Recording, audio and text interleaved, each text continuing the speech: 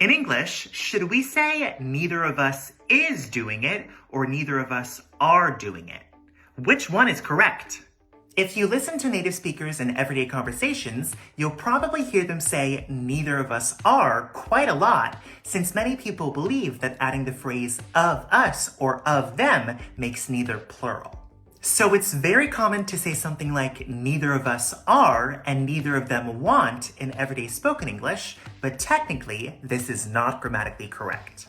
The correct way to say it is neither of us is, because the word neither is always singular, just like the word either. So if you want to speak correctly, use the singular form of the verb.